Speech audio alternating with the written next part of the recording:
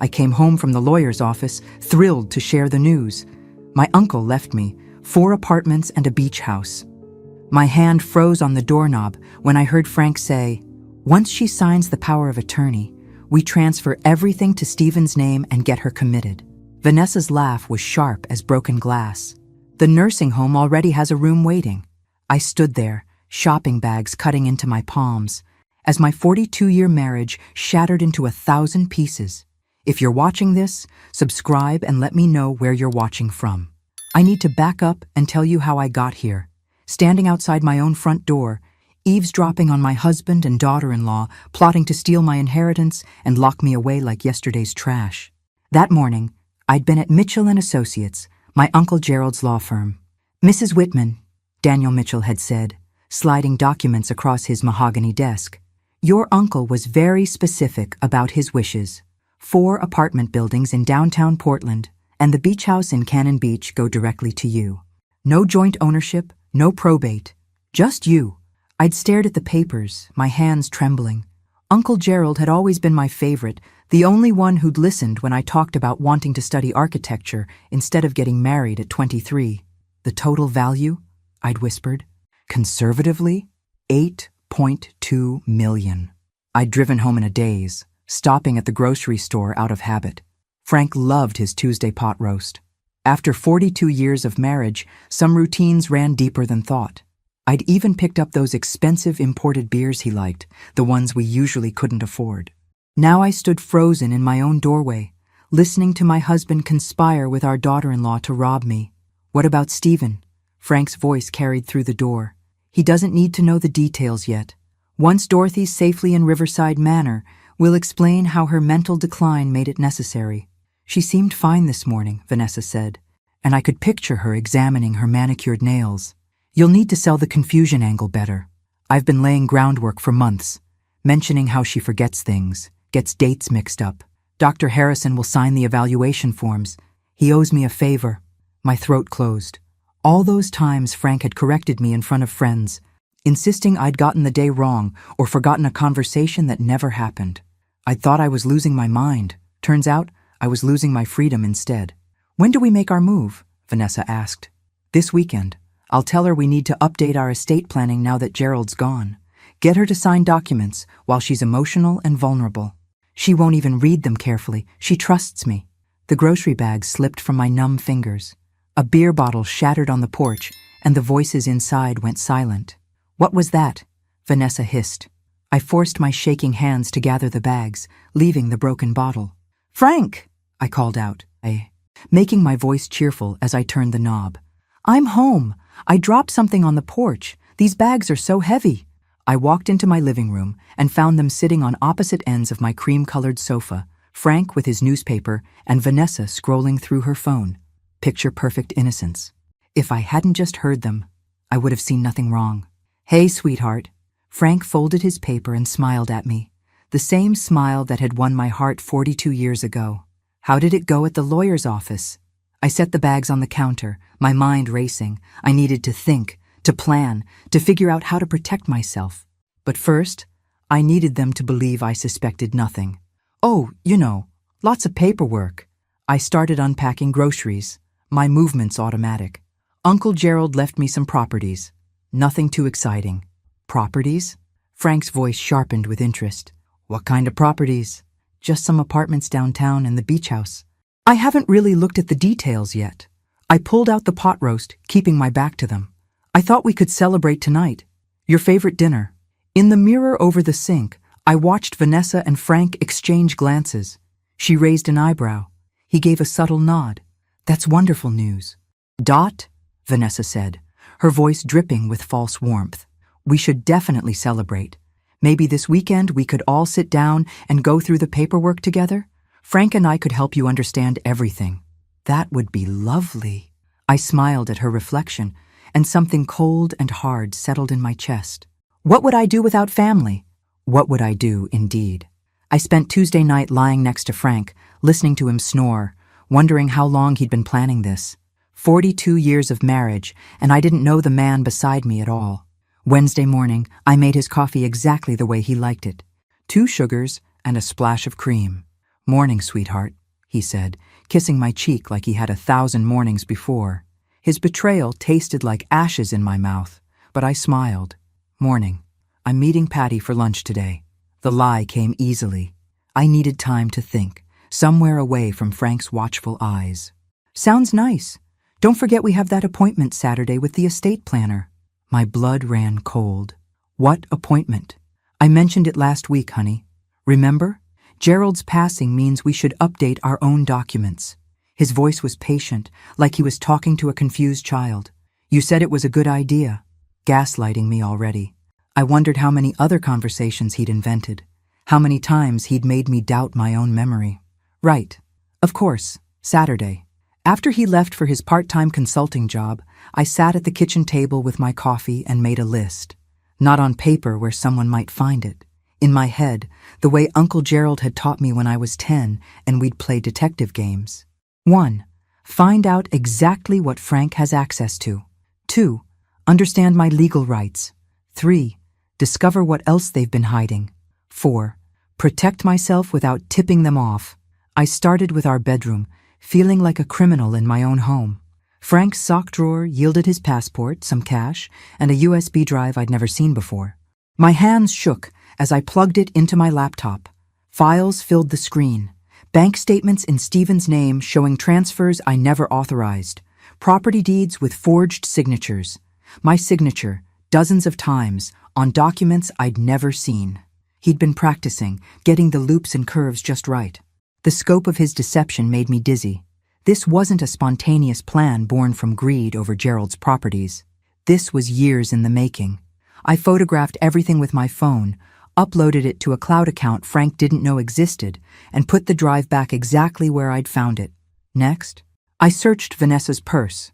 She'd left it in the guest room yesterday, and women always kept their secrets in their purses.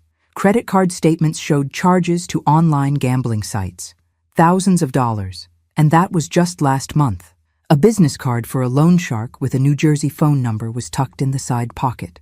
So Vanessa had debts. Frank had a forged document collection. And my inheritance had appeared like an answer to their prayers, a golden ticket they planned to steal. But did Stephen know? My son, my baby boy who used to bring me dandelions and call them sunshine flowers? I called him at work. "Hey, Mom." His voice was warm, genuine. "What's up? Just wanted to hear your voice. Are you and the kids free for lunch tomorrow? Just us? Your dad mentioned you've been working such long hours. Always time for you. Meet you at Angelo's at noon?" The relief that washed through me was physical. Stephen didn't know. Whatever poison Vanessa had been brewing, she'd kept it from my son. That afternoon, I drove to a different law office across town, one Frank wouldn't know about. The attorney, Linda Morrison, was around my age with sharp eyes and a firm handshake. "Tell me everything," she said. And I did. When I finished, Linda was quiet for a long moment. "Mrs. Whitman, what your husband has done constitutes fraud, forgery, and conspiracy to commit elder abuse. You could have him arrested." "Not yet." I surprised myself with how steady my voice was. "I need to understand the full picture first. Can we protect my inheritance without alerting him?" Linda smiled. And it wasn't a kind smile. It was the smile of someone who dealt with men like Frank before and enjoyed watching them fall. "Oh, we can do much better than that." Thursday lunch with Stephen confirmed what I'd hoped. He knew nothing about Vanessa's gambling or Frank's plans. "Mom, you seem different," he said, studying my face across the table. "Not bad different, just sharper somehow. Your Uncle Gerald's death has made me think about things, about what matters." I reached across and squeezed his hand. "Stephen, if someone you loved was in trouble, you'd tell me, right?" His brow furrowed. "Of course. Is something wrong?" "Not yet," I smiled. "But promise me something. If your father or Vanessa ask you to sign anything related to my inheritance, call me first. Don't sign anything without reading it carefully." "Mom, that's a weird thing to ask." "Promise me." He promised, confused but sincere. My boy, my good boy, who deserved better than the viper he'd married. Friday evening, Frank suggested we have dinner at Stephen and Vanessa's house. "Wouldn't it be nice for all of us to be together? Talk about the future?" "Wonderful idea," I said, my smile as fake as his concern. I'll bring dessert. In the mirror, I practiced looking confused, forgetful, vulnerable, the kind of woman who'd sign away her rights without question, the kind of woman Frank thought I was. But here's what Frank didn't know about me. Uncle Gerald hadn't just left me properties. He'd left me his lessons too. All those detective games, all those discussions about thinking 3 moves ahead. Frank thought he was playing chess. He thought I was a pawn. He was about to learn I'd been studying the board my whole life. Saturday morning, I woke up before dawn and lay there plotting. Frank snored beside me, peaceful as a baby, and I wondered what it said about a person that they could sleep so soundly while planning to destroy someone's life. The estate planning appointment was scheduled for 2 p.m. I had 6 hours. At 7, I slipped out of bed and drove to a copy shop 30 minutes away, where nobody knew me. I printed everything from my secret cloud account. The forged signatures, the bank transfers, Vanessa's gambling debts, all of it. 2 complete sets, one for Linda Morrison, one for me, hidden somewhere Frank would never think to look. Where does a 67-year-old woman hide evidence? In plain sight, that's where. I bought a binder and labeled it Recipes from Aunt Martha in my neatest handwriting. Frank hadn't cooked a meal in 40 years. He'd never open it. By 9 a.m., I was home making pancakes when Frank came downstairs. Morning, beautiful. Big day ahead. I'm looking forward to it. Liar, liar, pants on fire. Want to know something funny? I found some old photos yesterday while cleaning. Remember our honeymoon in Seattle? His face softened. The Space Needle. You were so scared going up in that elevator. You held my hand the whole time. I slid pancakes onto his plate. Where did that man go, Frank? For just a second, something flickered in his eyes. Guilt? Regret? Then it was gone, replaced by his comfortable mask. I'm right here. Dot, I've always been right here. I almost believed him. That's how good he was. At 2 p.m. we sat in Mark Henderson's office, an estate planning attorney Frank had chosen. Mark was young, ambitious, with a handshake that lasted 2 seconds too long. So wonderful to meet you, Mrs. Whitman. Frank's told me so much about you. He spread documents across his desk, like playing cards. We want to make sure everything's protected, especially now with your inheritance. What exactly are we signing? I asked, reaching for the papers. Frank's hand covered mine. Don't worry, sweetheart. Mark will explain everything. I'd like to read them myself. I kept my voice pleasant but firm. Uncle Gerald always said never sign something you haven't read 3 times. Mark and Frank exchanged glances. Of course, Mark said smoothly. Take all the time you need. These are fairly standard. Durable power of attorney, healthcare proxy, updated will. I read slowly, moving my finger under each word like my grandmother used to do. The documents looked legitimate at first glance, but Uncle Gerald had taught me to read the fine print, the clauses hidden in legal language. There, on page 4 of the power of attorney, immediate and irrevocable transfer of authority over all assets, property, and financial decisions. Not if I became incapacitated. Immediate, as in the second I signed. This seems very broad, I said carefully. What if I just wanted Frank to handle things if I got sick? This is the standard form, Mark assured me. But his smile had frozen, and I saw him glance at Frank again. Could you give us a moment? Frank asked Mark. Of course. Mark left his own office, which told me everything I needed to know about who was really in charge of this meeting. Frank took both my hands in his. Dot, sweetheart, I know this seems scary, but we've been married 42 years. Don't you trust me? The question hung in the air between us. Did I trust the man who'd forged my signature? Who'd planned to have me committed? Who was trying to trick me into signing away my independence? Of course I trust you, I said, and watched relief flood his face. But Uncle Gerald just died 2 months ago.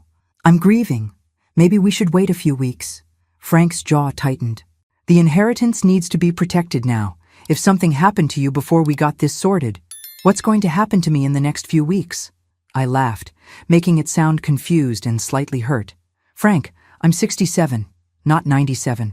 Your uncle was 88 when he died. Unexpected things happen, Dot. Was that a threat? I looked at my husband and realized I didn't know anymore.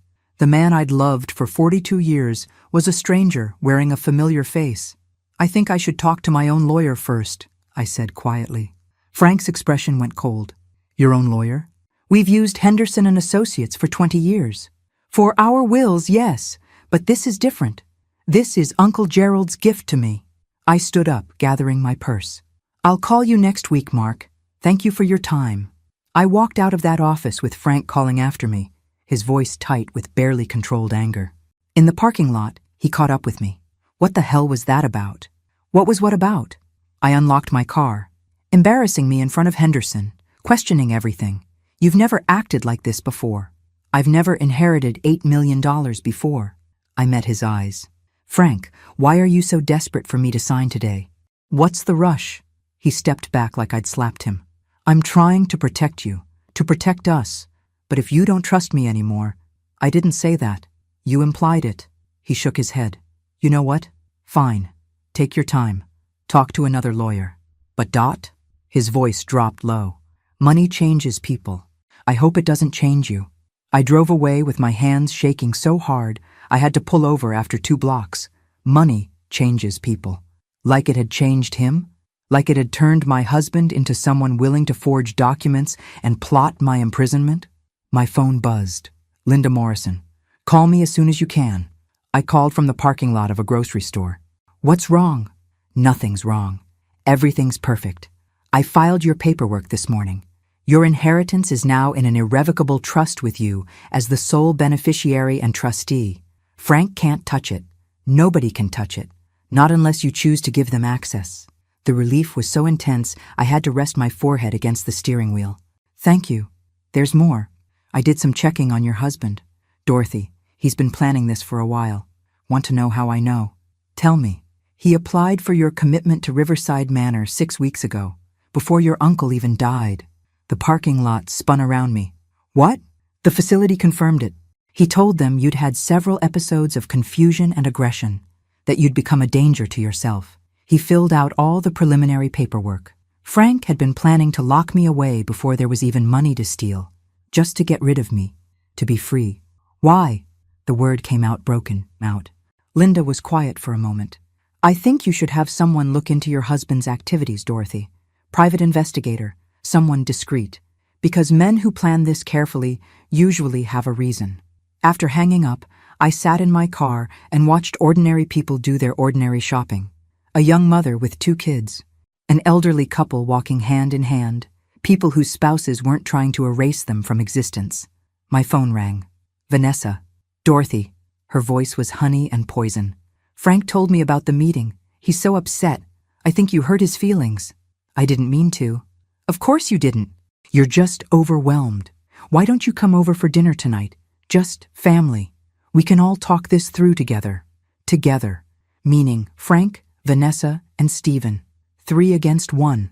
Perfect conditions for them to convince me I was being paranoid, difficult, ungrateful. That sounds lovely, I said. What time? Because I had my own plans for this dinner, and they were about to learn that underestimating a woman was the biggest mistake they could make. I stopped at the electronics store on the way home and bought something I'd never owned before. A small recording device disguised as a pen. The clerk, a teenager with purple hair, showed me how it worked. My mom uses one like this for her lectures, she said cheerfully. Super easy. Just click the top. Perfect. I added a second one, just in case.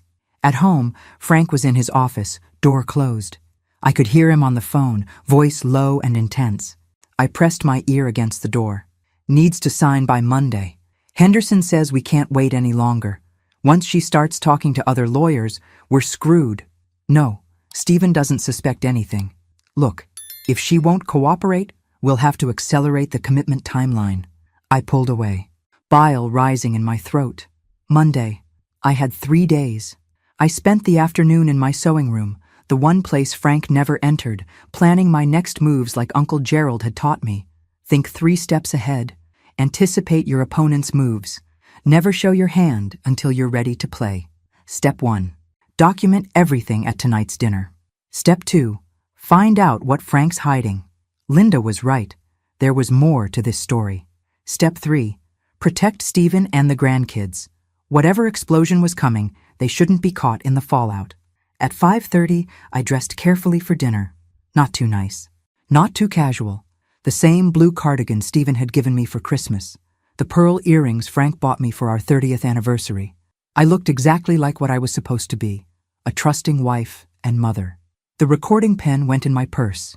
Frank drove us to Stephen and Vanessa's house, his jaw tight with tension. Just be reasonable tonight, Dot. That's all I ask. I'm always reasonable. I patted his hand, and he flinched slightly. Good. Let him wonder what I was thinking. Stephen opened the door, my grandchildren Kaylee and Brandon bouncing around his legs. Grandma! Brandon launched himself at me, and I caught him, breathing in his little boy smell of grass and sunshine. Hey, sweet boy, where's your sister? Kaylee, Grandma's here, he yelled toward the stairs. My 12-year-old granddaughter appeared, all long legs and self-consciousness, trying to act too cool for hugs but failing. I held her tight, memorizing this moment. Whatever happened, I'd make sure these kids were protected. Kids, go wash up for dinner, Vanessa called from the kitchen. She emerged wearing an apron, playing the perfect hostess. Dorothy, you look lovely. Come help me with the salad. In the kitchen, I activated the recording pen as Vanessa handed me a knife and cutting board. I want to apologize for any tension, I said carefully. Frank thinks I don't trust him. Do you? Vanessa's question was sharp, direct. I don't know anymore. The truth surprised me as much as it did her. Everything feels different since Uncle Gerald died. Money does that. She was chopping cucumbers with aggressive precision. Changes all the relationships, makes people suspicious. Is that what you think I'm being? Suspicious. She set down the knife and turned to face me. I think you've been handed an incredible opportunity, and you're too afraid to do anything with it. Those properties, Dorothy, do you know what they're worth? Do you understand what you could build? I'm 67 years old. What am I going to build? A legacy, security for your grandchildren, a future that doesn't depend on Social Security and Frank's pension. Her eyes gleamed with something hungry. But you need help. You need someone who understands investments, property management, financial planning. Someone like you? Someone like family. She smiled. Frank told me you're worried about the power of attorney. I get it. It seems scary. But think about it this way. If something happened to you tomorrow, who would protect your interests? Who would make sure those properties didn't get absorbed by the state or tied up in probate for years? Why would something happen to me tomorrow? Accidents happen. Dorothy, look at your uncle, 88 years old, healthy as a horse, then one day he just doesn't wake up. That could be any of us. The threat was subtle but unmistakable. I kept chopping tomatoes, my heart pounding. You're right. I should be more prepared. Exactly. Vanessa squeezed my shoulder, her grip just a little too tight. Family takes care of family. That's what Frank's been trying to tell you. At dinner, Frank made a toast. To family. To Dorothy's incredible inheritance. And to making sure we're all protected and prepared for the future. Here, here. Vanessa raised her glass. Stephen looked uncomfortable. Dad, maybe we shouldn't pressure Mom right now. Uncle Gerald just died. She's grieving. I'm not pressuring her. Frank's smile was tight. I'm being practical. Right, Dot? Right. I sipped my wine, watching them all watch me. Kaylee and Brandon were arguing about soccer practice, oblivious to the adult undercurrents. Stephen kept glancing between his wife and his father, sensing something wrong but unable to name it. After dessert, Vanessa suggested the kids go upstairs to do homework. Once they were gone, Frank pulled out papers from his briefcase. I took the liberty of having Henderson draft simpler documents. Nothing scary, just basics. Dad, Stephen started. Stephen, this is between your mother and me. Frank's voice had steel in it. Actually, I said quietly, it involves all of us. These properties will eventually be Stephen's inheritance. Shouldn't he be part of this conversation? Frank's face went red. Don't twist this, Dorothy. Don't make me the villain for trying to protect what's ours. It's not ours, though. Is it, Frank? I set down my fork with perfect calm. Uncle Gerald left those properties to me. Specifically to me. Not to us. Not to the family. To me. The silence was deafening. Of course to you, Vanessa jumped in, her voice soothing. But you're married. In a marriage, everything's shared. Not in Oregon. Oregon is an equitable distribution state, not a community property state. What I inherit is separate property unless I choose to commingle it. I smiled at their shocked faces. I've been reading up. Frank stood abruptly, his chair scraping against hardwood. "Since when do you read legal statutes? Since when do you question everything I say?" "Since I found your USB drive." The words came out before I could stop them. Every face turned white. "What USB drive?" Stephen asked slowly. "Nothing," Frank said quickly. "Your mother's confused." "I'm not confused. I'm very clear." I stood up, my legs steadier than I expected. "The drive with the forged signatures. The transfers to Stephen's account that he didn't authorize. The practice documents where you've been perfecting my handwriting." "Mom?" Stephen's voice cracked. "What's she talking about, Dad?" Frank and Vanessa exchanged panicked glances. This wasn't part of their script. I wasn't supposed to know. I was supposed to be the confused, malleable old woman. "I think," I said quietly, "that I'll be going home now. Stephen, why don't you walk me to my car?" "I'll drive you," Frank said tersely. "No." The word came out harder than I intended. "Stephen will walk me. You'll stay here and explain to our son why you've been forging his mother's signature." I walked out of that house with my head high and my grandson's goodnight kiss still warm on my cheek.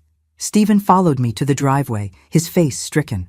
"Mom, I swear to God, I don't know anything about forged signatures or transfers." "I know you don't." "Sweetheart." I cupped his face in both hands. "You're my good boy. You always have been. But your wife and your father? They've been planning something for a long time, and I need you to decide whose side you're on. Your side. Always your side. Even if it means your marriage might not survive?" He was quiet for a long moment. "Then, what did they do, Mom?" "Meet me for breakfast tomorrow. Angelo's, 8 a.m. Come alone. And Stephen?" I squeezed his hands.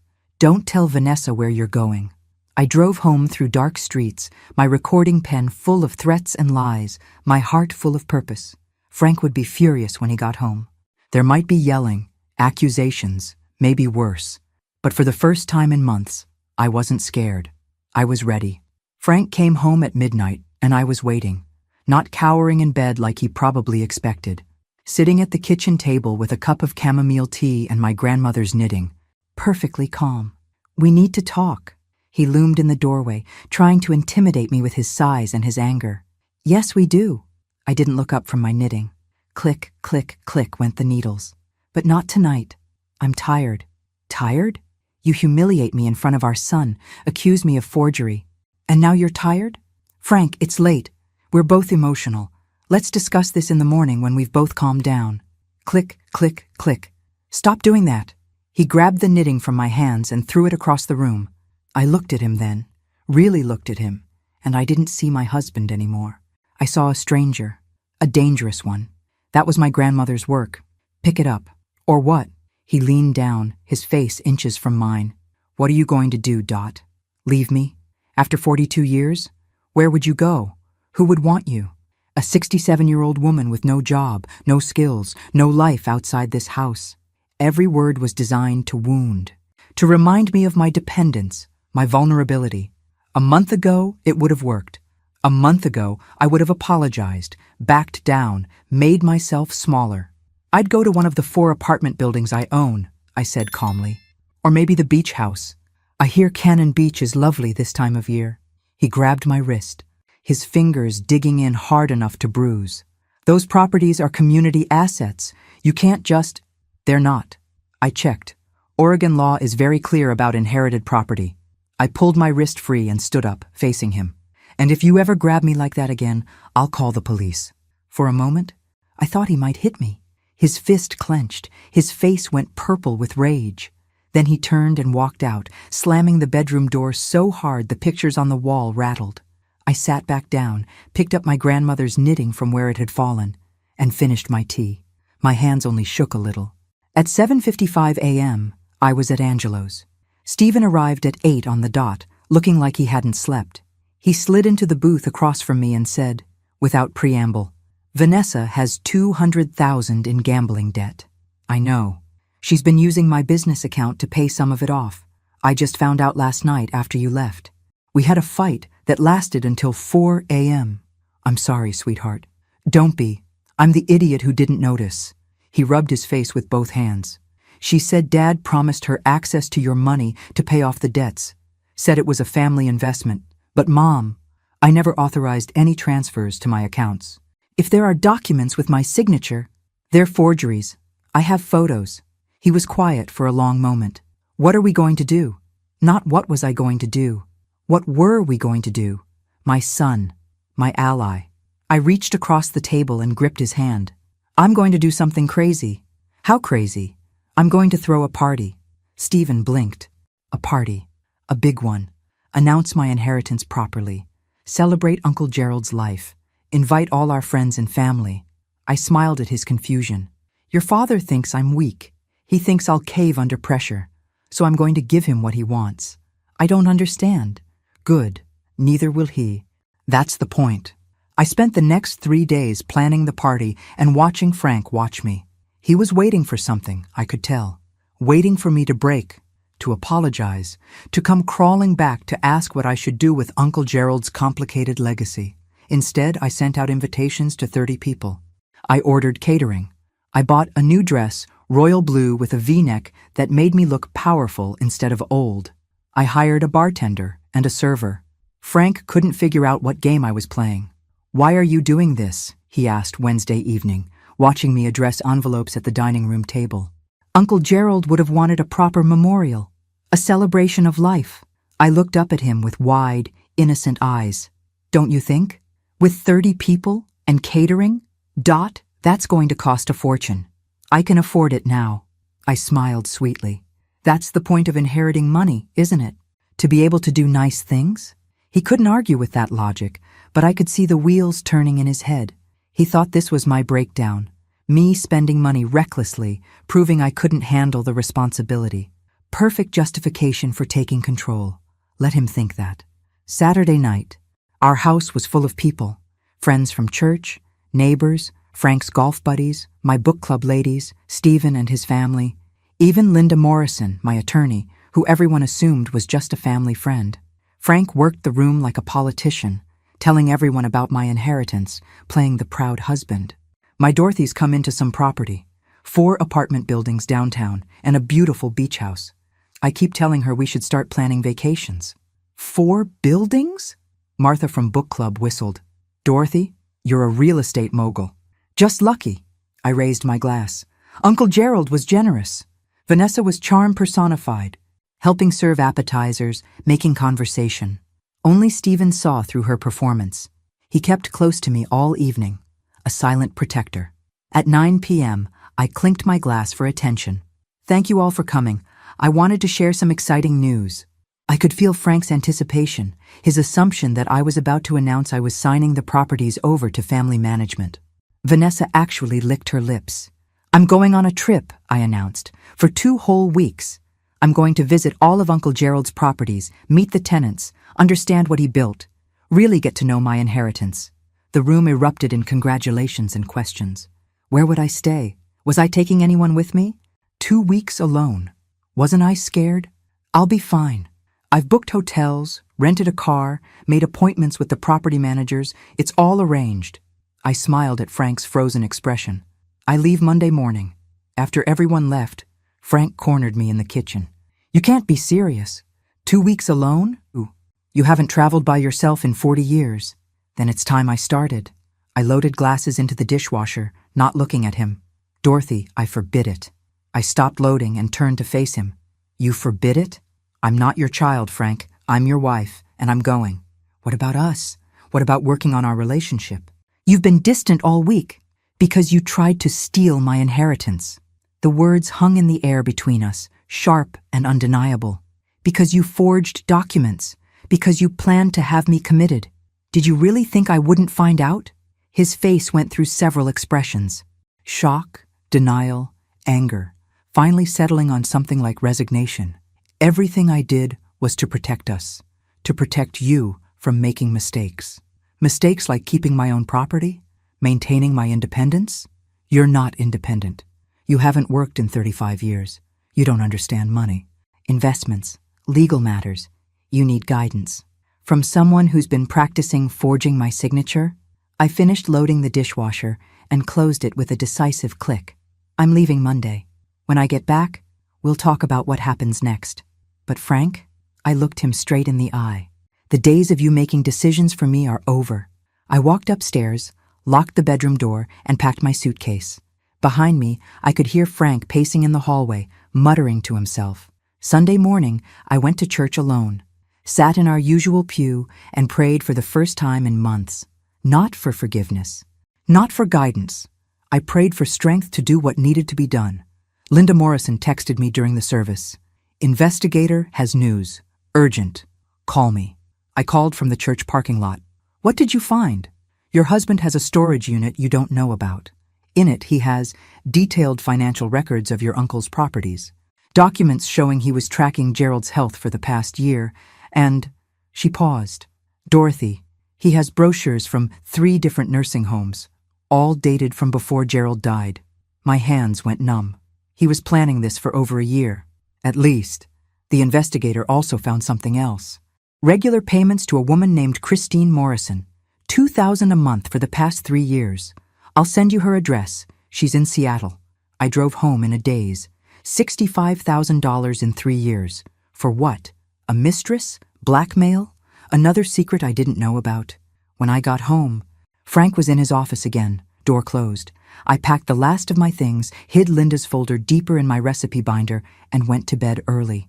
Monday morning, I left at dawn while Frank was still sleeping. I didn't leave a note. I just drove away from my house, my husband, my old life, with my suitcase in the trunk and no idea what I'd find. But I knew one thing with absolute certainty. I wasn't coming back the same woman who left.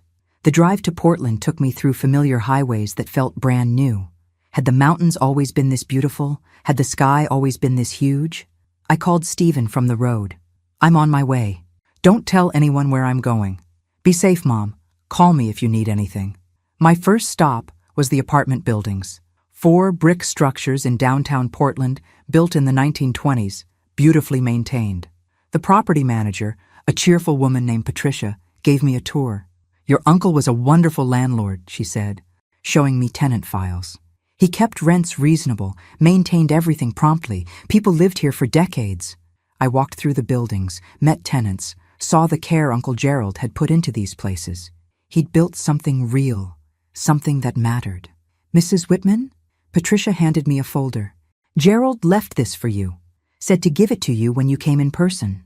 Inside was a letter in his familiar handwriting. Dorothy, if you're reading this, I'm gone, and you're probably confused. Your husband has been asking questions about my properties for the past 2 years, wanting to know their value, their potential, if I'd consider selling. When I told him they'd be yours someday, he became very interested in my health, started suggesting I needed better medical care, perhaps a facility. It worried me, made me wonder what he might do if you suddenly came into money, so I structured things to protect you. The trust, the properties, all of it is designed to be yours alone. Don't let anyone take it from you. You're stronger than you know, much stronger than Frank ever gave you credit for. Live your life, kiddo, the one you should have had. Love, Uncle G. I cried in Patricia's office for 20 minutes. She brought me tissue and coffee and didn't ask questions. That night, in a hotel room overlooking the city, I called the investigator directly. Tell me about Christine Morrison. I can do better than tell you. I can show you. He sent photos to my phone. They showed Frank, with a woman who looked nothing like me. Younger, blonde, laughing. Photos of them at restaurants, holding hands, entering her apartment together. The timestamps went back 5 years. 5 years of lies. 5 years of him coming home to me and pretending. 5 years of I love you and good morning kisses, and lying beside me at night after spending the afternoon with her. I should have been devastated. Instead, I felt nothing. Just cold, clear rage. I called Linda Morrison. I want a divorce. I'll have papers drawn up, but Dorothy, there's more you should know about Christine. What more could there be? She's not his mistress. She's his business partner. They've been buying properties together, using forged documents to secure loans against your assets. The $2,000 a month? That's his share of the profits from their flips. He's been using your credit, your signature, your financial reputation to build a real estate empire you didn't know about. The room spun. How much? 7 properties. $3 million in loans. All of it technically in your name because he forged documents making you a co-signer. If any of it goes bad, you're liable. Not devastated anymore. Furious. I'd spent 42 years being faithful, being supportive, being the good wife while Frank built a whole secret life. Can we prosecute? Oh yes, fraud, forgery, identity theft. He could go to prison. Do it. I spent the rest of the week touring my other properties, making plans. The beach house was perfect, exactly as I remembered from visits as a child. Weathered wood, huge windows, the ocean close enough to hear. I could live here. Start over. Be myself instead of Frank's wife. Thursday afternoon, Stephen called. Mom, Dad's freaking out. He drove to Portland looking for you. The hotel said you checked out yesterday. I'm at the beach house. I'm fine. He's saying you've lost your mind, that you're having some kind of breakdown. Vanessa's backing him up, telling everyone you need help. Of course she is. Stephen, I need you to do something for me. Can you access your father's office, his computer? Why? Trust me. An hour later, Stephen called back. Mom, there are files here, business plans, property records, and they're all in your name, but I've never seen any of this before. Photograph everything. Upload it to the cloud, then lock his office and don't say anything. What is all this? Evidence. I looked out at the ocean, watching waves crash against the shore.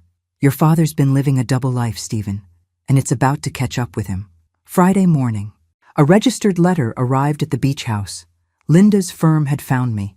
Inside were divorce papers, fraud charges, and a restraining order against Frank. Also inside, photos the investigator had taken just that morning. Frank and Christine, at a bank, trying to secure another loan, using more forged documents. He didn't even stop when I left. He escalated. I called Linda. Serve him today, publicly. I want everyone to see. Are you sure? This will be ugly. Good. I'm done protecting his reputation. I stayed at the beach house all weekend, walking on the sand, thinking about Uncle Gerald's letter, the life I should have had. I'd given up architecture school to marry Frank, given up my dreams to support his career, given up myself piece by piece until I forgot who I was. Not anymore. Monday morning, I drove back to Portland. Not home, to Stephen's house. He answered the door looking exhausted. Dad's been calling nonstop. The papers were served Saturday at his golf club, in front of everyone. Good. Mom, he's telling people you're sick. Vanessa's supporting him. They're trying to build a case that you're incompetent. I smiled. Let them try. I have recordings of them planning to steal my inheritance. I have evidence of his fraud. I have 5 years of proof that he's been lying to me. Let them try to prove I'm incompetent. Stephen laughed, surprised. You're scary when you're angry. I'm not angry, sweetheart. I'm done being afraid. That week, I stayed with Stephen. Vanessa moved out, back to her parents' house. The evidence of her gambling debts and her partnership with Frank in their schemes was overwhelming. I'm filing for divorce too, Stephen told me Wednesday evening. I can't believe I didn't see what she was. Love blinds us. I hugged him tight. But we see clearly now. Thursday, Frank called my cell phone. I almost didn't answer. Then I realized I wanted to hear what he had to say. Dorothy, please, we can work this out. There's nothing to work out, Frank. You forged my signature. You stole my identity. You planned to have me committed. You had a partner in real estate fraud. For 5 years, you lied to me every single day. Christine means nothing. The business was just a way to secure our future. Your future. Not ours. You were planning to leave me once you had enough money. The nursing home wasn't about control. It was about getting rid of me so you could be free. His silence confirmed everything. Here's what's going to happen, I continued. You're going to face fraud charges. I'm going to divorce you and take everything that's legally mine. You'll be lucky if you don't go to prison. After 42 years, this is how you treat me? After 42 years of devotion, this is how you treated me. I hung up. Friday afternoon, I got a call from a number I didn't recognize. Mrs. Whitman? This is Christine Morrison. I almost hung up. Then, curiosity won. What do you want? To apologize. I didn't know about the forged documents. Frank told me you were partners, that you knew about everything. When the investigator showed me the truth, her voice broke. I'm cooperating with the prosecutor. I'll testify about everything Frank did. The forgeries, the schemes, all of it. Why should I believe you? Because he did the same thing to me that he did to you. Made me think I was special, that we were building something together. Then I found out I'm the fourth woman he's pulled this scheme with. We're all just marks to him. Fourth woman. Fourth life he'd tried to steal. I thanked her and hung up, not angry anymore. Just tired. Tired of Frank, of lies, of discovering new betrayals every day. That night, Stephen and I sat on his back porch with wine and Chinese food. "What happens now?" he asked. "Now I live my life. Really live it. Uncle Gerald left me more than property. He left me a second chance. I'm proud of you, Mom."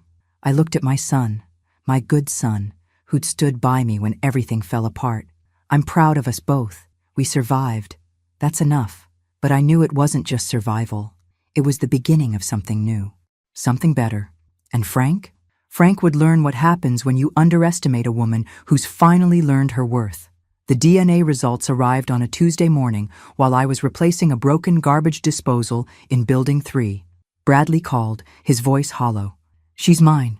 Emma's mine." I sat down on the tenant's kitchen floor, wrench still in hand.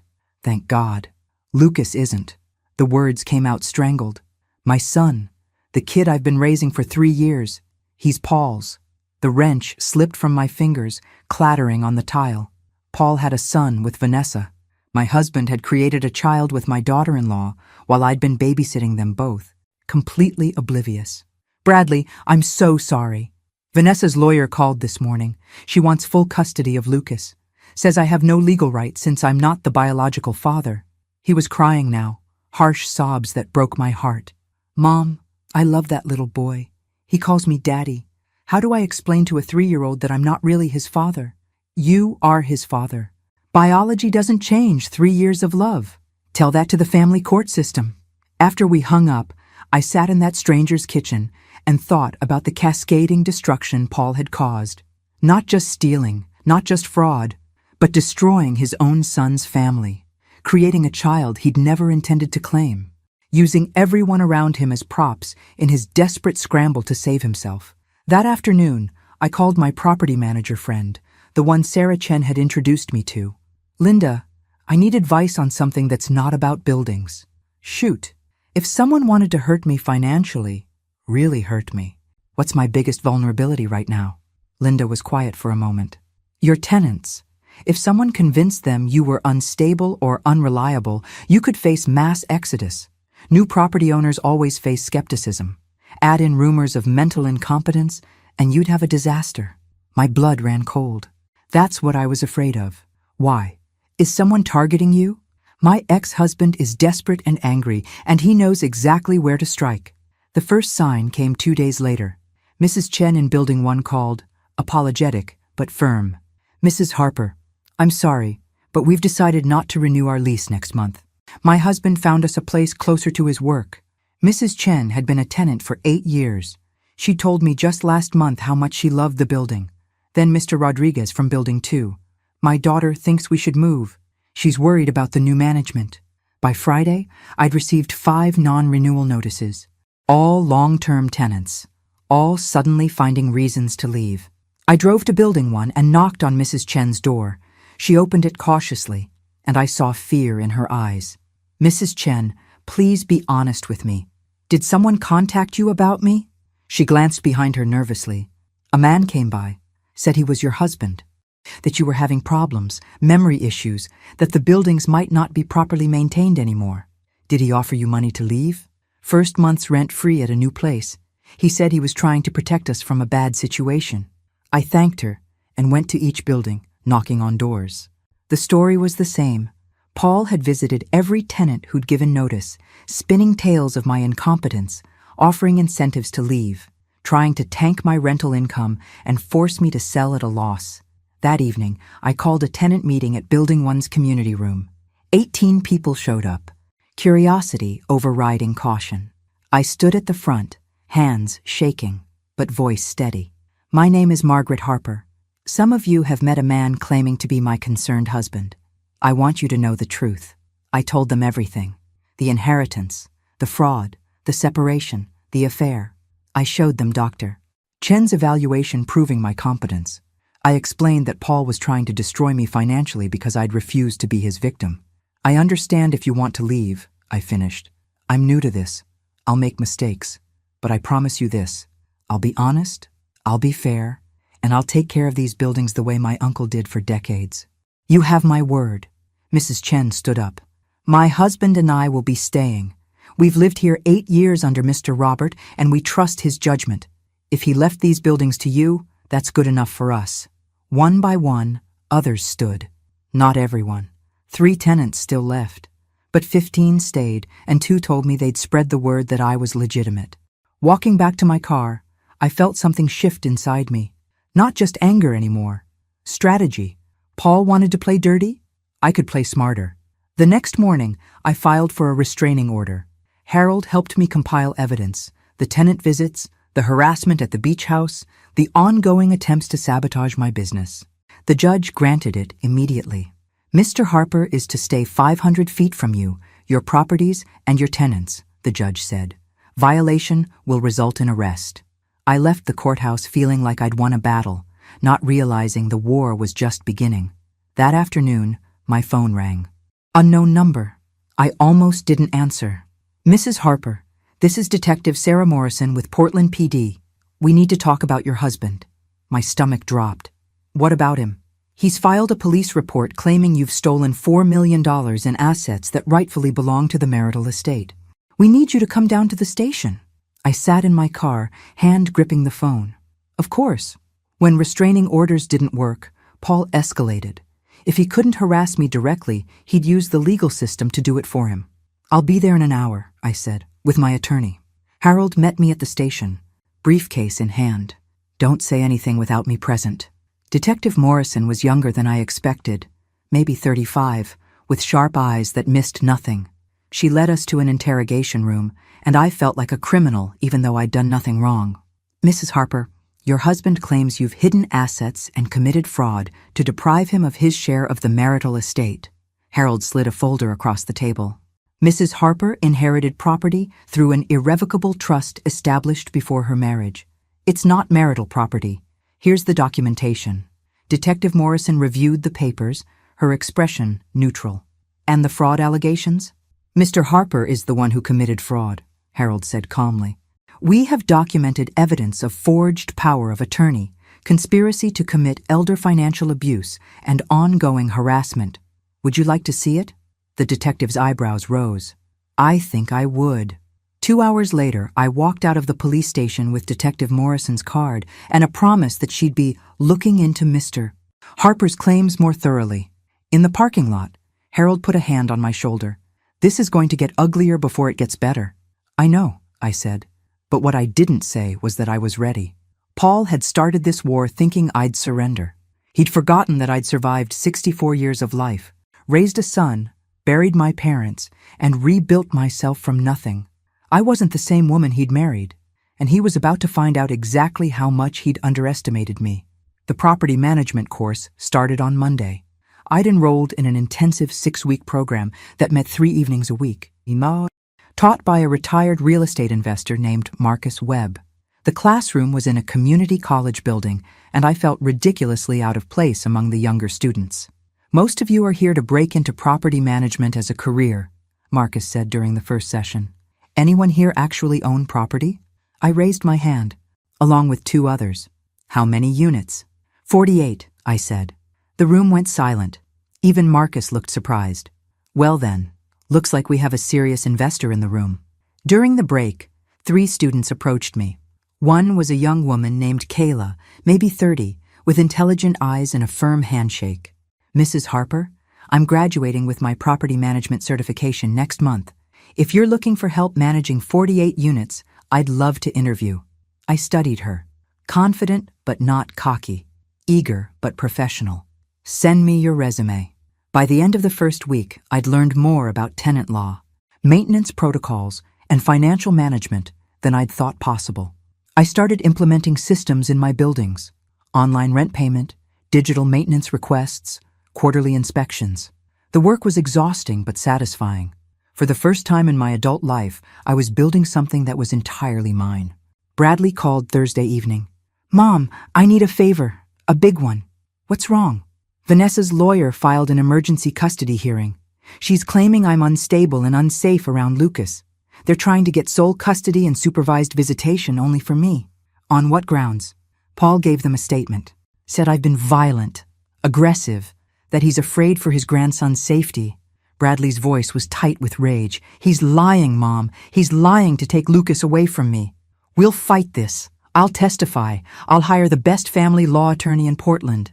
It's next Tuesday. Can you be there? Wild horses couldn't keep me away. The custody hearing was in a small courtroom that smelled like old carpet and stale coffee. Vanessa sat with her attorney, looking pale but determined. Paul sat in the back row, his presence like a dark cloud. The judge was a stern woman in her 60s named Judge Patricia Walsh. She reviewed the paperwork with a frown. Mr. Harper, you're asking for sole custody of a 3-year-old boy, claiming the father who has raised him since birth is suddenly dangerous. These are serious allegations. Vanessa's attorney stood. Your Honor, we have testimony from the child's biological grandfather expressing concern about Mr. Bradley Harper's recent behavior. Erratic decisions, financial instability, anger management issues. Call your witness, Judge Walsh said. Paul took the stand, and I watched my ex-husband lie under oath.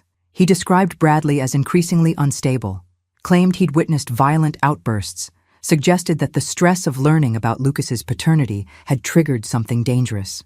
It was all fiction, carefully crafted fiction designed to destroy our son. When it was Bradley's turn, his attorney called me to the stand. Mrs. Harper, you're Bradley's mother. How would you describe his relationship with Lucas? Lucas is the center of Bradley's world. He coaches his t-ball team, reads to him every night, takes him to the park every Saturday morning. The biological test results were devastating for Bradley, but they didn't change his love for that little boy. And Mr. Paul Harper's testimony about Bradley's instability? I looked directly at Paul. Paul Harper is a liar. He's been lying for years. He had an affair with his daughter-in-law, fathered a child with her, and is now weaponizing that child to punish our son for supporting me. Every word he said on this stand is designed to hurt Bradley, not protect Lucas. Vanessa's attorney objected, but Judge Walsh held up her hand. I want to hear this. Continue, Mrs. Harper. I told the judge everything. The fraud, the affair, the restraining order, the police report. I watched Paul's face turn red, watched Vanessa sink lower in her chair. Your Honor, I finished. Paul Harper is using this child as a weapon. He doesn't care about Lucas's well-being. He cares about punishing me and Bradley for refusing to be his victims. Judge Walsh was silent for a long moment. Mr. Harper, please approach the bench. Paul stood, confident swagger in place. The judge's next words wiped it away. Mr. Harper, I've been a family court judge for 23 years. I've seen many things, but using a child as ammunition in an adult vendetta is perhaps the most despicable. I'm ordering an immediate investigation into allegations of fraud and perjury. Bailiff, please escort Mr. Harper out of my courtroom. The bailiff moved toward Paul, and the swagger disappeared. Your Honor, I have a right to— You have the right to remain silent, Judge Walsh interrupted. I suggest you exercise it.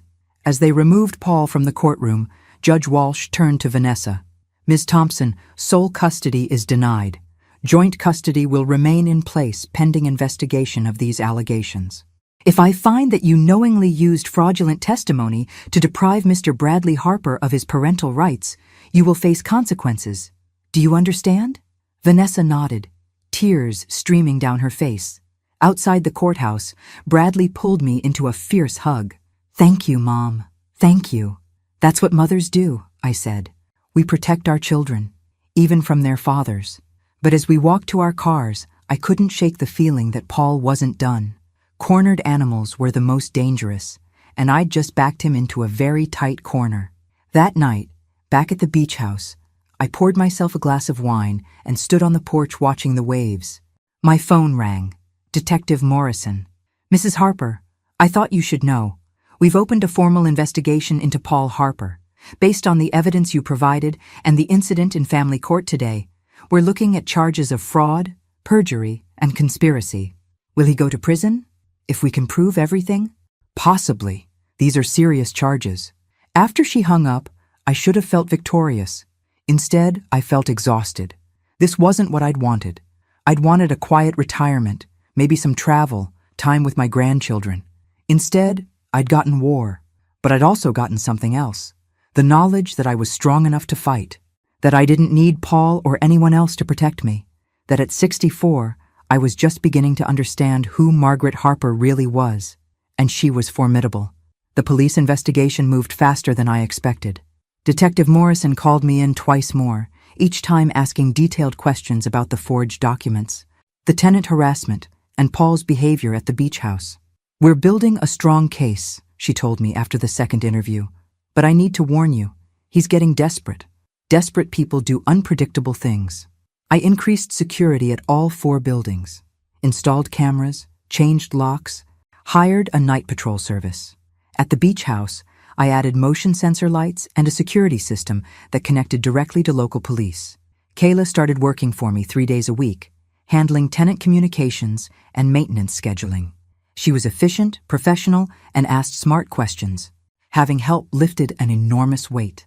"Mrs. Harper," she said one afternoon while reviewing maintenance requests, "these buildings are in excellent shape. Your uncle really knew what he was doing. He taught himself everything from books and experience, never even finished high school. That's impressive. Most property owners with this many units have professional management. I'm learning." I pulled up the financial spreadsheets I'd been maintaining. "But there's so much I don't know." "You're doing great for someone who inherited these 3 months ago." Kayla paused. "Can I ask you something personal?" "Sure. Why do this yourself? You could hire a management company, collect the checks, and never worry about broken water heaters at 2 a.m. I thought about that. Because Uncle Robert built this with his own hands, his own knowledge. If I just handed it off to strangers, I'd be losing the last connection to him. This is his legacy. I want to honor it by understanding it." Kayla smiled. "He chose the right person to leave it to." That Saturday, I drove to Portland to have lunch with Bradley. We met at a diner near his house, neutral territory where we could talk without the weight of family history pressing down. "How's Lucas?" I asked. Confused, he keeps asking why he can't see Grandpa Paul anymore. Bradley stirred his coffee absently. "How do I explain that his grandfather is a monster without making him feel like he's connected to something bad? You don't. He's 3. You just love him and protect him and let him figure out the complicated stuff when he's older. The DNA results changed everything and nothing. I look at him and I still see my son, but now I also see Paul, his expressions, his laugh. It's like Paul infected my family in the most permanent way possible." I reached across the table and squeezed his hand. "Lucas is innocent in all this. Don't let Paul's actions poison your relationship with that little boy." "I know. I'm trying." He met my eyes. "How are you? Really? Tired? Angry? Determined? Terrified? Take your pick. Do you regret it? Fighting back instead of just letting Paul have what he wanted?" I considered the question. 3 months ago, I would have rolled over, given him everything to keep the peace. But Uncle Robert gave me more than property. He gave me permission to be strong, to fight for myself. No, I don't regret it, even when it's hard. My phone buzzed. Harold Bennett. I answered immediately. "Margaret, Paul's attorney just filed a countersuit. He's claiming you defamed him in court and is seeking $2 million in damages." I closed my eyes. Of course he is. It's a nuisance suit, it won't go anywhere, but it's going to tie up time and resources. After I hung up, Bradley was watching me with concern. More legal problems? Paul's suing me for defamation. Apparently telling the truth in court counts as damaging his reputation. This is insane. When does it end? When one of us breaks. I gathered my purse. And it's not going to be me. But driving back to Cannon Beach, I felt the weight of the constant battle pressing down. Every time I took a step forward, Paul found a new way to drag me back. The legal fees were mounting. The emotional toll was exhausting. How long could I keep this up? At the beach house, I found something that made my blood run cold. Someone had spray-painted a message on my garage door. "Thief." I called the police immediately. They came, took photos, dusted for fingerprints. The investigating officer was sympathetic but not optimistic. With the restraining order, if it was your ex-husband, he violated it. But we'd need proof. Do your cameras cover this angle? They didn't. I'd focused on the doors and windows, not the garage. That night, I couldn't sleep. Every sound made me jump. The house that had felt like sanctuary now felt violated. Unsafe. At 2 a.m. my phone rang. Unknown number. I almost didn't answer. "Margaret." Paul's voice was slurred, drunk. You think you've won. You think you destroyed me. But I still have cards to play. This call violates the restraining order. Sue me. Add it to the list." He laughed bitterly. "You know what's funny? I actually loved you once. Really loved you. But you were never enough. Never exciting enough. Never ambitious enough. Just safe. Boring. The words should have hurt. Instead, they clarified everything. Paul, I don't care if you loved me or not. I don't care what you think of me. I just want you out of my life. Too bad. We're connected forever now. Through Bradley, through Lucas. You can't escape me, Margaret. I'll always be there in the background, reminding you that you're not as strong as you think you are." I hung up and immediately forwarded the recording to Detective Morrison and Harold. Let him threaten me. Every threat was more evidence, more ammunition. But lying in bed afterward, I couldn't stop shaking. This wasn't just about money anymore. Paul wanted to destroy me completely, and I wasn't sure I had the strength to keep fighting. The next morning, Rebecca called. "I'm coming to visit. Don't argue. I'm already at the airport." She arrived that afternoon, took one look at my face and pulled me into a hug. "You look like hell, Maggie." "I feel like hell." We walked on the beach and I told her everything. The vandalism, the lawsuit, the phone call. Rebecca listened without interrupting, her jaw getting tighter with each revelation. "You need to end this," she finally said. "Not by giving up, by going on offense." "What do you mean?" "Stop reacting to Paul's attacks and start attacking back. Find his weakness and hit it hard." "I don't know what his weakness is." Rebecca stopped walking and looked at me. "Yes, you do. His ego, his reputation, his belief that he's smarter than everyone. Use that." She was right. Paul's entire identity was built on being the successful consultant, the respected businessman, the charming manipulator. What if I exposed all of it? "I need to make some calls," I said. Walking back to the house with my sister beside me, I felt something shift. Rebecca was right. I'd been playing defense, trying to protect what was mine. But defense only got you so far. It was time to play offense. And Paul Harper was about to discover that Margaret Harper was done being anyone's victim. The plan came together over the next week. Harold connected me with a forensic accountant named David Chen, no relation to my neuropsychologist. David specialized in uncovering financial fraud, and he agreed to audit Paul's business records. "If he's been hiding money or cooking books, I'll find it," David promised. Failed businesses usually have interesting financial trails. While David worked, I reached out to Paul's former clients, not to badmouth him, just to ask questions. How long had they worked with Paul? Why had they ended the relationship? Were there any concerns about his professional conduct? The responses were illuminating. 3 clients mentioned money that had gone missing. 2 described projects Paul had billed for but never completed. 1 suspected he'd been using their business accounts for personal expenses. "This is embezzlement," Harold said when I showed him the evidence. "If we can prove it, Paul won't just face civil charges. He'll face criminal prosecution. How long will it take?" "David needs another week to trace everything. But Margaret, once we file this, there's no going back. Paul could go to prison for years." I thought about Bradley, about Lucas, about the ripple effects of destroying Paul completely. Then I thought about the spray-painted garage, the midnight phone calls, the custody hearing where Paul had lied under oath to hurt his own son. "File it," I said. David Chen's report arrived on a Tuesday morning. 147 pages documenting a decade of financial misconduct. Paul had been embezzling from clients for years, covering his tracks with shell corporations and falsified invoices. His consulting business hadn't failed because of the economy. It had failed because he'd been stealing from it. The total amount, over $800,000. "This is fraud on a massive scale," David explained in Harold's office. "He's been running a Ponzi-style scheme, using new client money to pay old client obligations while skimming off the top. When the client base dried up, the whole thing collapsed. Can we prove it in court? Every transaction is documented. Bank records, invoices, email correspondence. This is airtight." Harold looked at me seriously.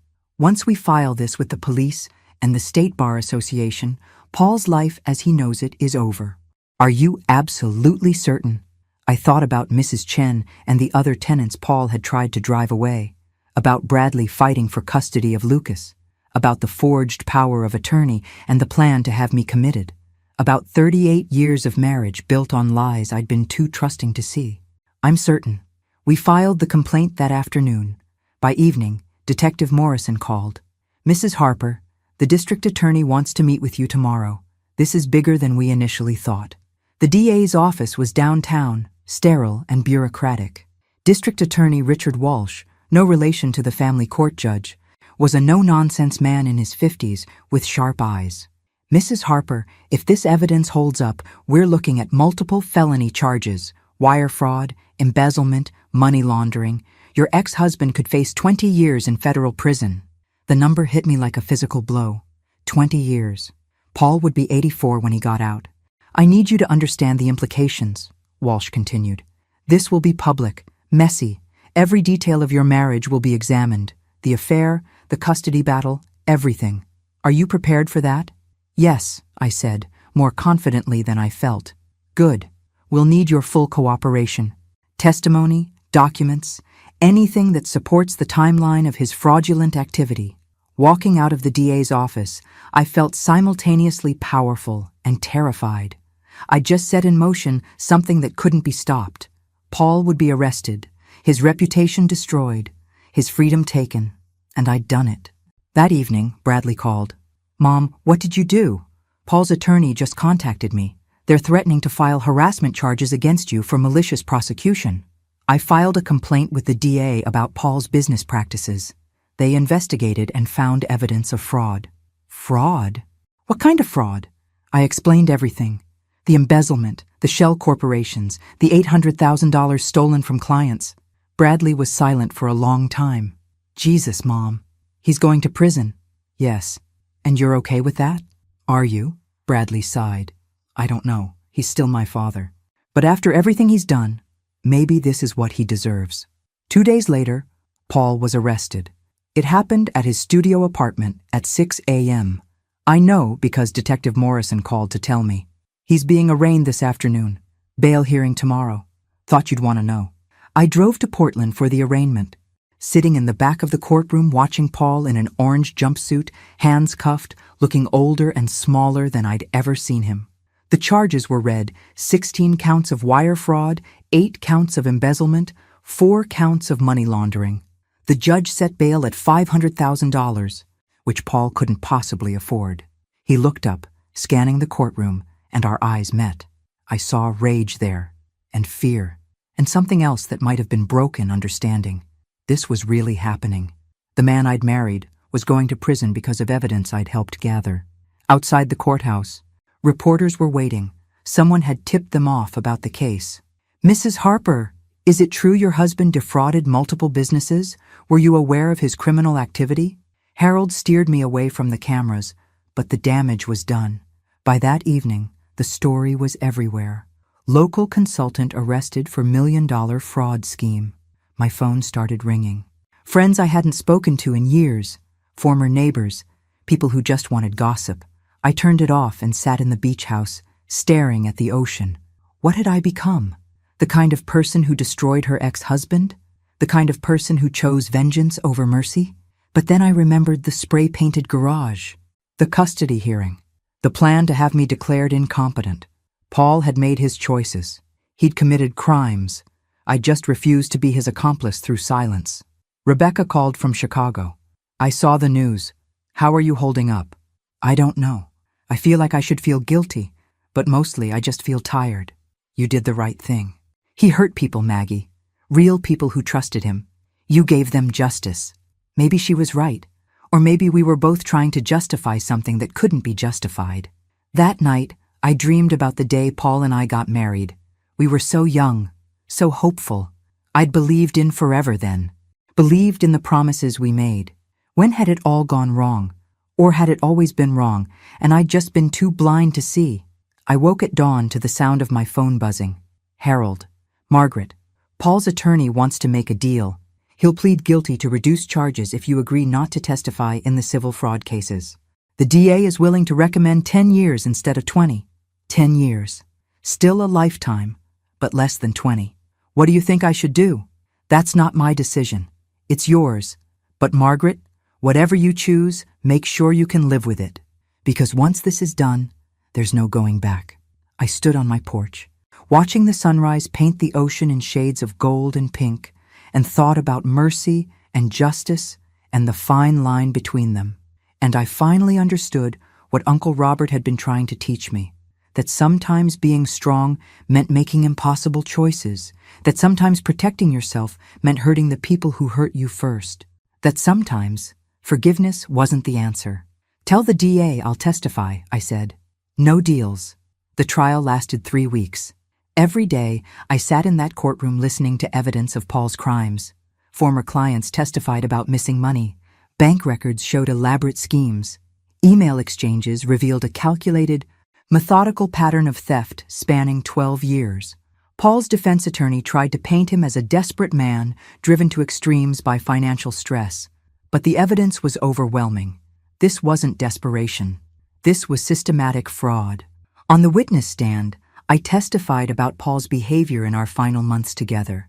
The secrecy, the lies, the plan to have me committed. The defense attorney tried to make me look vindictive. "Mrs. Harper, isn't it true you're only pursuing these charges because you're angry about your husband's affair?" "No," I said calmly. "I'm pursuing these charges because he stole $800,000 from people who trusted him. The affair is between him and his conscience." The jury deliberated for 6 hours. When they returned, Paul wouldn't look at me. "On the count of wire fraud, how do you find? Guilty? On the count of embezzlement, how do you find?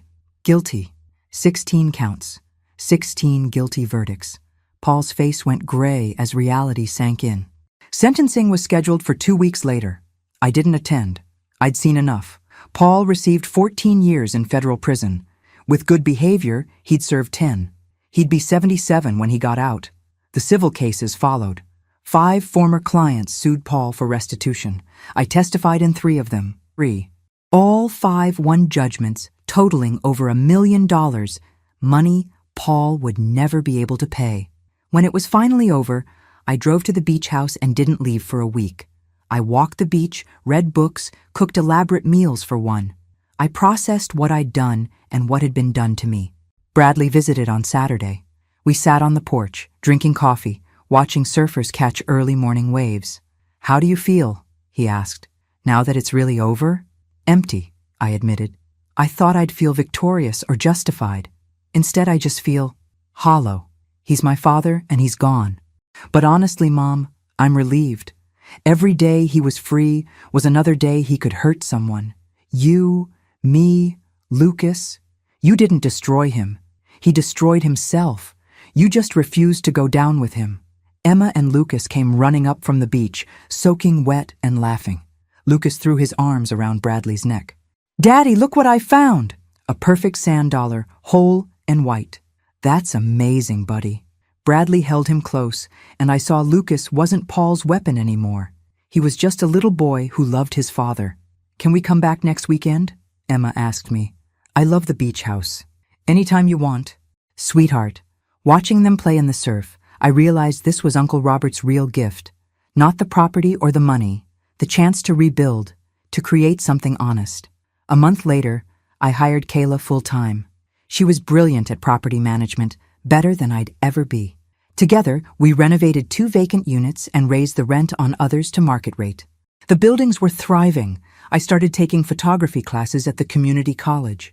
Something just for me. Something that had nothing to do with property or revenge or rebuilding, just art. Rebecca came to visit for a week. We walked the beach, cooked together, talked about everything and nothing. One evening, she said, "You're different now, stronger, but also softer somehow." "I don't feel stronger." "That's because you're strong enough now that you don't have to prove it anymore." 6 months after the trial, I got a letter from Paul. Prison mail, heavily censored. He'd written pages, but most had been redacted. What remained was brief. "Margaret, I don't expect forgiveness. I don't deserve it, but I need you to know I'm sorry. Not sorry I got caught. Sorry I became the kind of man who could hurt you. You deserved better. You always did. I hope you find peace." I read the letter 3 times, then put it in a drawer. Maybe someday I'd have a response, but not today. Today, I just let it be another piece of the past. The day I turned 65, I threw myself a party at the beach house. Bradley and the kids came. Rebecca flew in from Chicago. Kayla brought her husband. Linda and Marcus from the property management course showed up with champagne. We ate, drank, laughed on the porch as the sun set over the Pacific. Emma played piano. When had Uncle Robert gotten a piano? And Lucas sang off-key. It was chaotic and perfect. "Happy birthday, Mom," Bradley said, pulling me aside. "This year has been insane." That's an understatement. But look at you. You're happy. Really happy. "I can't remember the last time I saw you like this." He was right. Standing on my porch, surrounded by people I loved, owning property I'd earned, living a life I'd chosen, I was happy. Uncle Robert had known what I'd needed even before I did. Not a rescue, an opportunity. The chance to discover who Margaret Harper could be when she stopped being who everyone else needed her to be. That night, after everyone left, I stood alone on the beach. The waves crashed against the shore, eternal and indifferent. Tomorrow I'd get up and manage properties, maybe take photos, call Rebecca, have lunch with Bradley. But tonight, I just stood in the darkness and felt grateful for the inheritance that changed everything, for the betrayal that forced me to be strong, for the fight that taught me I could win. Paul was in prison. Vanessa was in California. The buildings were profitable. Bradley was healing, and I was free. Not free from consequences or complications, but free to choose, free to build, free to be exactly who I wanted to be. I thought about the woman who'd stood on this porch 6 months ago, broken and betrayed, wondering if she had the strength to fight. She'd found her answer. And Margaret Harper was just getting started. Thanks for listening. Don't forget to subscribe and feel free to share your story in the comments. Your voice matters.